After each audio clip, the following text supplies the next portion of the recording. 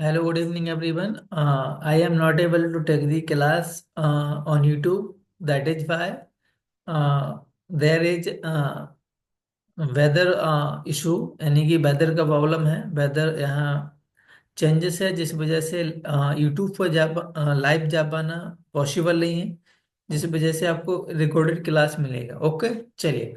तो part number 1 है जो हम कंप्लीट कर चुके थे एस्टरडे की क्लास में। और आज हम जो पार्ट 2 है, जो लेसन अभी हमारा हाफ इनकम्प्लीट है, रह गया है, उसको हम कंप्लीट करते हैं। चलिए आगे बढ़ते हैं। ओके। तो अब हमें यहाँ से पढ़ना है जो पादप यानी कि जो पौधे होते हैं उसमें कौन कौन सी उसकी विधियां होती हैं। ओके, चलिए।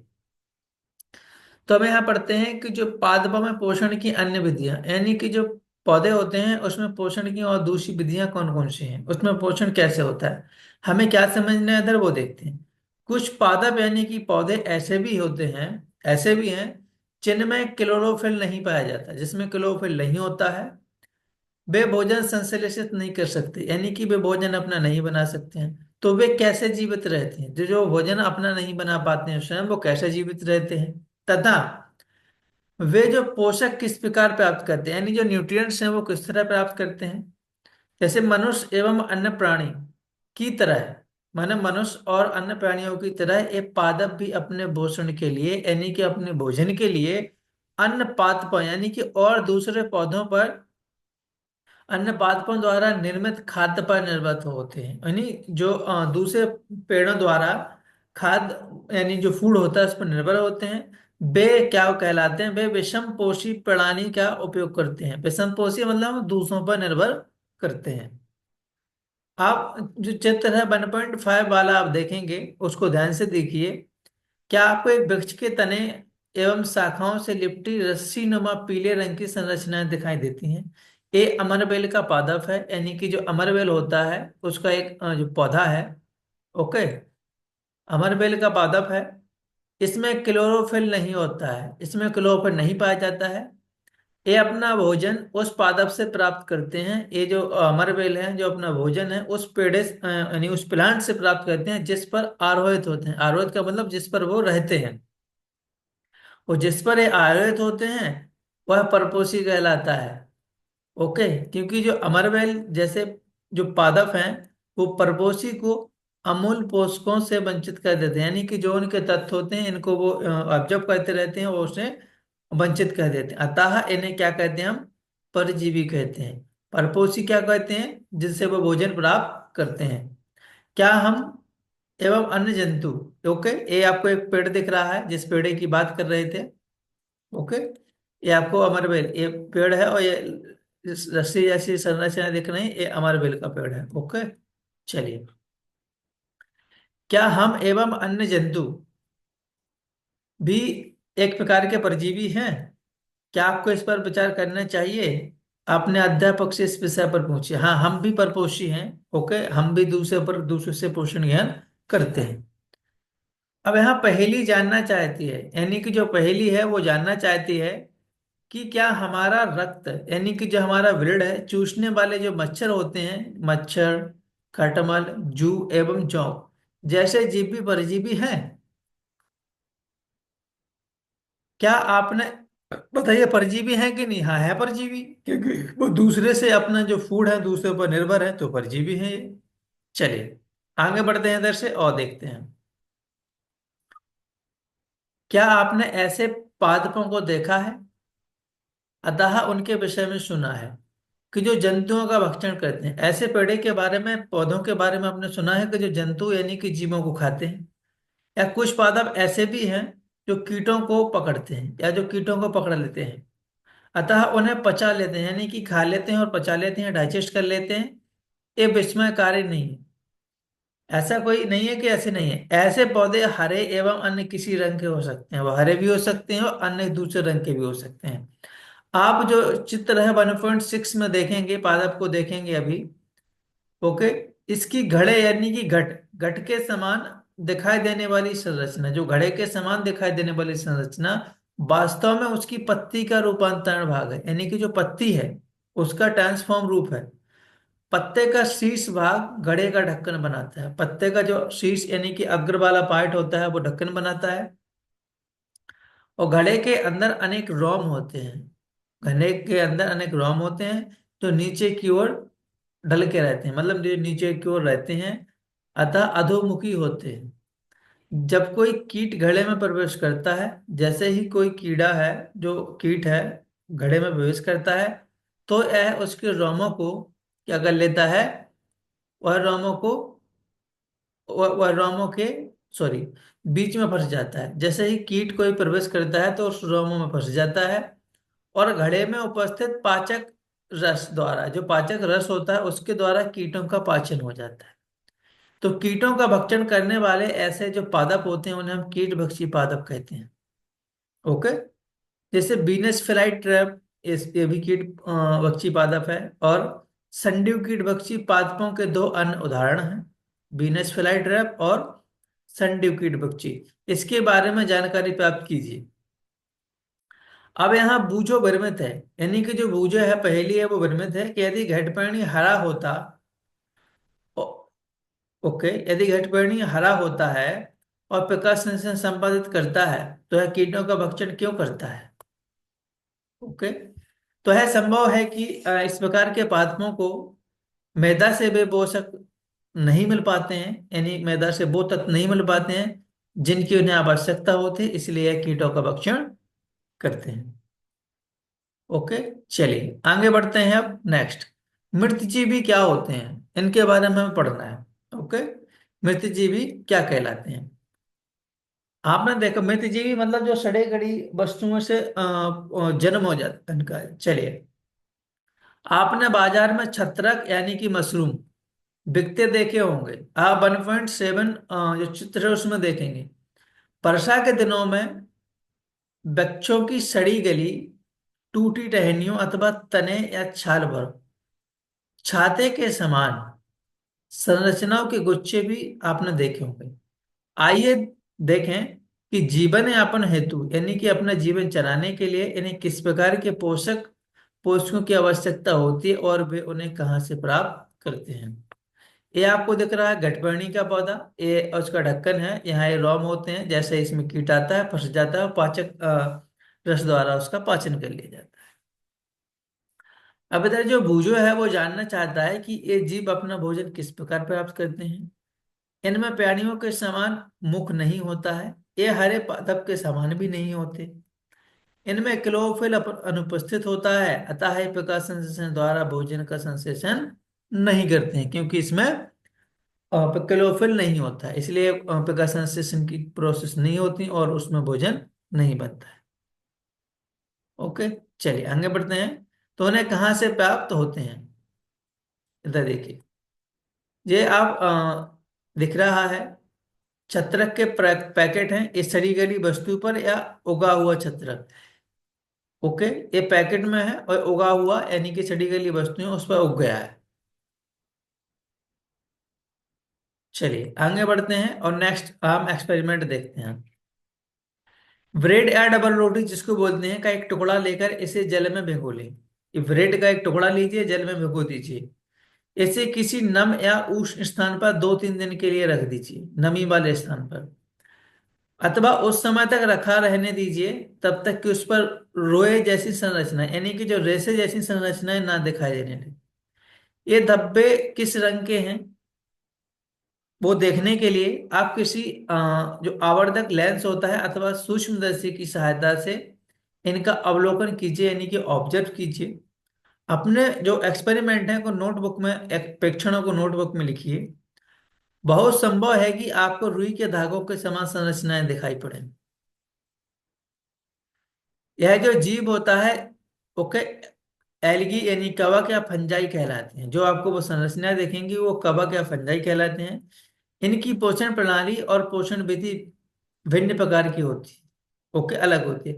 ये मृत एवं विघटनकारी यानी कि सड़ने वाली वस्तुओं, ओके, यानी जैव पदार्थों की सतह पर कुछ पाचक रसों का स्राव करते हैं तथा उसे साधारण या विलेय के रूप में परिवर्तित कर देते हैं। तत्पश्चात वे इस विलयन का भोजन, ओके, इस विलयन का भोजन इस विलयन का भोजन के रूप में अवशोषण करते हैं। और इस प्रकार की पोषण की प्रणाली को, जिसमें जीव किसी मृत या विघटित जैविक पदार्थों से पोषक तत्व प्राप्त करते हैं, वो मृतजीवी पोषण कहलाता है। और मृतजीवी पोषण प्रणाली का उपयोग करने वाले जीव, ओके, जैविक पदार्थों से पोषक तत्व प्राप्त करते हैं, वो मृतजीवी पोषण कहलाता है। और मृतजीवी पोषण प्रणाली का उपयोग करने वाले जीव मृतजीवी कहलाते हैं। ओके, चलिए आगे बढ़ते हैं। अब कवक यानी कि फंजाई अचार, चमड़े, कपड़े एवं अन्य पदार्थ पर उगते हैं। ये फंजाई कवक, अचार, चमड़े, कपड़े हैं, अन्न उस पर उगाते हैं। ये उन स्थानों में भी उगते हैं जो नम एवं उष्ण। कवकों की वृद्धि के लिए वर्षा ऋतु सबसे अच्छी परिस्थितियां प्रदान करती है। जो कवक हैं, इनके लिए जब वर्षा ऋतु होती है, उस टाइम पे और जल्दी ग्रो करते हैं। इसी कारण वर्षा ऋतु के दौरान अनेक वस्तुएं कवकों की वृद्धि के कारण नष्ट अथवा अनुपयोगी हो जाती। अपने अभिभावकों के द्वारा अपने अभिभावकों से कवक द्वारा होने वाले नुकसान पर चर्चा कीजिए। पहेली को याद है कि उसके सुंदर जूते, जिन्हें वह विशेष अवसरों पर पहनती थी, वर्षा ऋतु में कवक के कारण खराब हो गए। वह जानना चाहती है कि वर्षा ऋतु में कवक अचानक कैसे प्रकट हो जाते। चलिए आगे बढ़ते हैं और देखते हैं।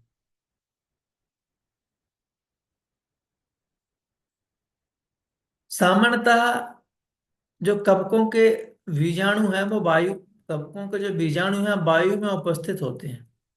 जब वे किसी ऐसे जैव पदार्थ अथवा उत्पाद पर बैठते हैं जो नम एवं उष्ण हो, तो वे अंकुरित होकर नए कवक को जन्म देते हैं। क्या आप बता सकते हैं कि हम अपनी वस्तुओं को कवक द्वारा खराब होने से किस प्रकार बचा सकते हैं?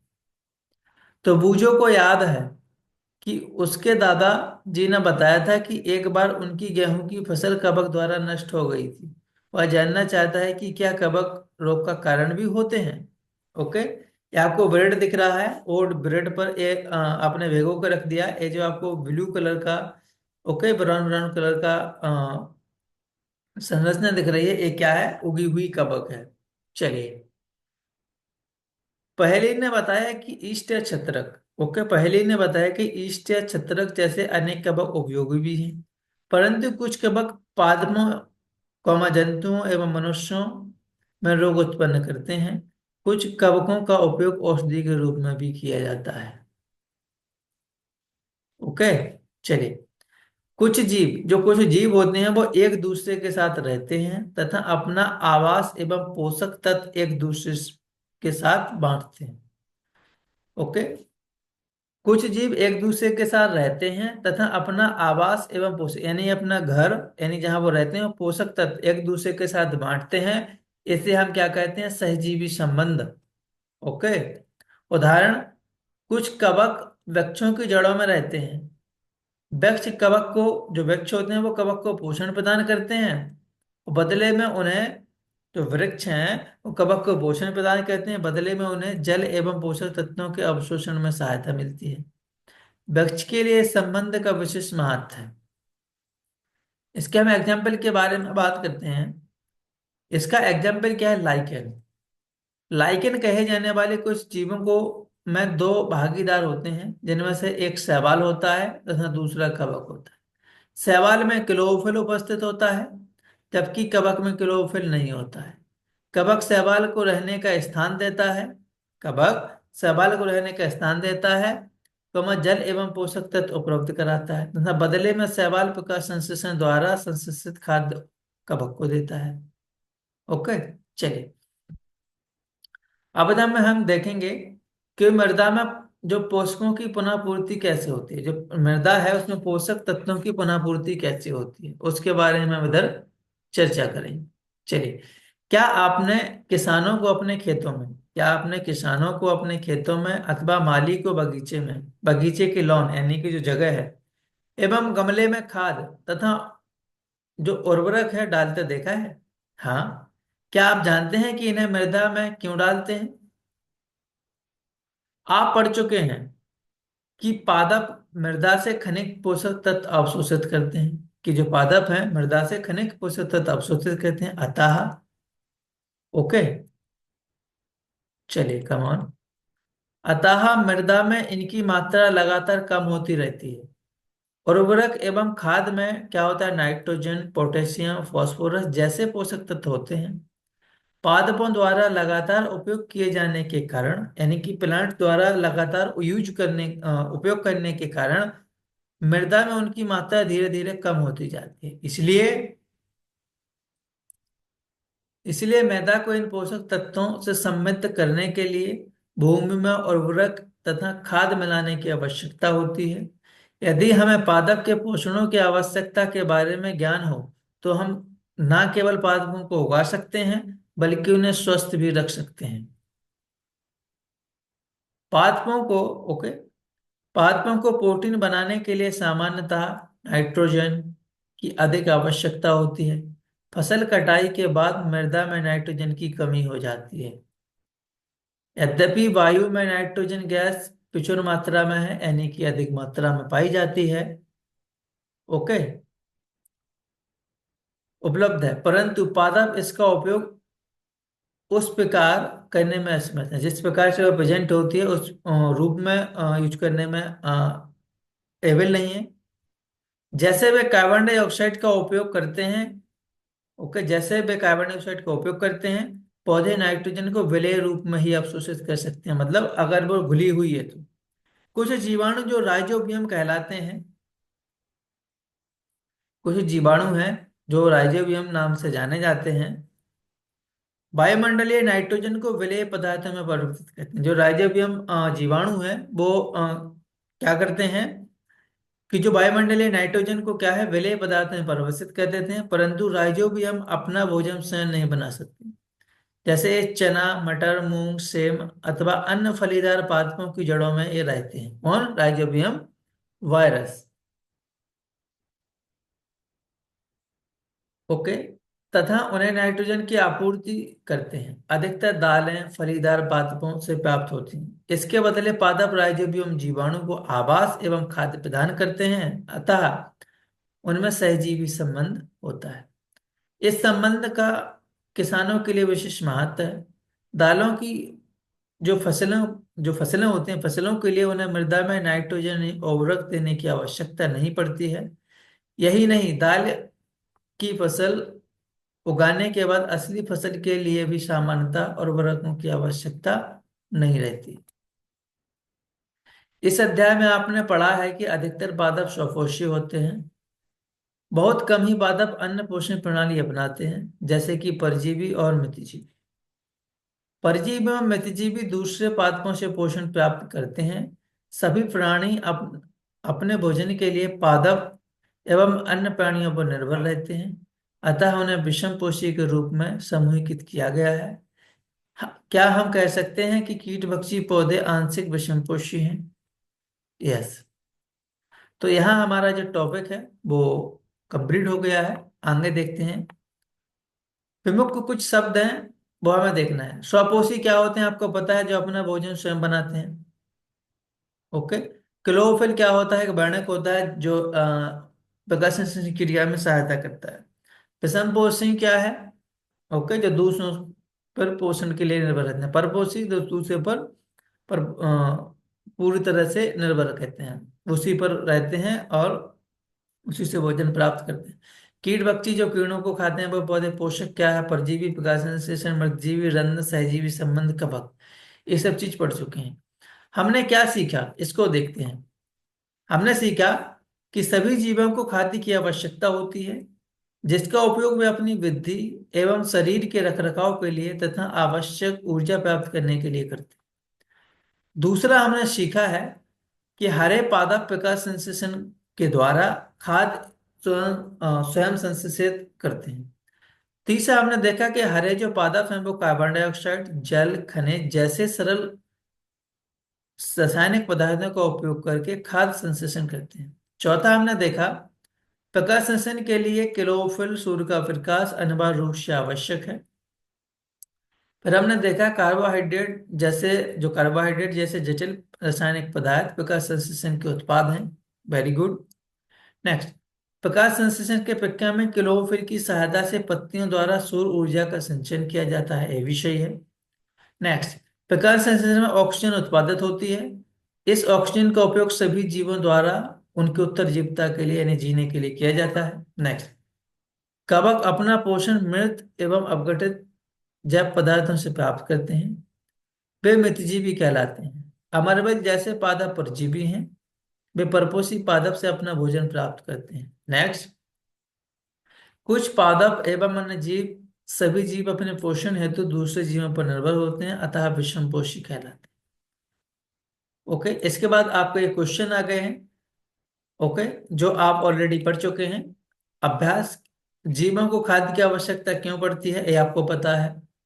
परजीवी एवं मितजीवी में अंतर बताइए क्या होता है। नेक्स्ट, आप पत्ती में मंड यानी स्टार्च की उपस्थिति का परीक्षण कैसे करते हैं, आयोडीन से। हरे पादप में खाद्य संश्लेषण प्रक्रिया का संक्षिप्त विवरण दीजिए। किसी प्रवाह चित्र की सहायता दर्शाइए कि पादप हैं जो भोजन के मूलभूत स्रोत हैं, रिक्त स्थानों की पूर्ति कीजिए। क्योंकि हरे पादप अपना खाद्य स्वयं बनाते हैं, इसलिए उन्हें क्या कहते हैं, स्वपोषी। चलिए, पादपों द्वारा संश्लेषित खाद्य का भंडारण स्टार्च के रूप में होता है।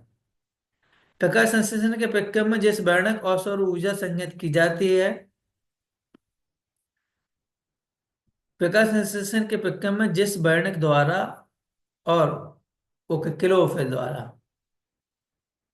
प्रकाश संश्लेषण में पादप वायुमंडल से क्या कहते हैं, कार्बन डाइऑक्साइड लेते हैं तथा O2 को उत्पादन करते हैं। नेक्स्ट, ओके, बाकी ये क्वेश्चन है, इनको परिभाषित करना है। अमर बेल का उदाहरण है, किसका उदाहरण है, परजीवी का, मितजीवी का, परपोषी का। ओके, चलिए। नेक्स्ट, कीटों को पकड़कर अपना आहार बनाने वाले पादप का नाम क्या है, घटपर्णी यानी पिछड़ प्लांट। इसको कॉलम को मिलाना है आपको। क्लोरोफिल का क्या काम है, ओके, जो हरी पत्ती होती है उसमें क्लोरोफिल प्रेजेंट होता है। नाइट्रोजन कहाँ होती है, जीवाणु। ओके, अमरबेल क्या है, जंतु क्या है, ओके, बताइए। कीट भक्षी जो पिछड़ प्लांट है। अमरबेल क्या है, परपोषित है। और ये बजीव, ये मिल गया है इनको, बस ये आपका हो चुका है इधर। और ये भी सही विकल्प है। पादपों को किस भाग द्वारा प्रकाश संश्लेषण हेतु वायु से कार्बन डाइऑक्साइड ली जाती है, रंध्र के द्वारा। ओके, चलिए। वायुमंडल में मुख्यतः किस भाग द्वारा कार्बन डाइऑक्साइड प्राप्त करते हैं, वह बताइए। किस भाग द्वारा पादप कार्बन डाइऑक्साइड गैस करती है, ओके, चलिए, पत्तियों से। तो इस हिसाब से आपका ये टॉपिक है इधर कंप्लीट हो गया है। बाकी ये आप पढ़ लीजिए, अब कुछ नहीं है, एक्सपेरिमेंट दिया हो। ओके, चलिए।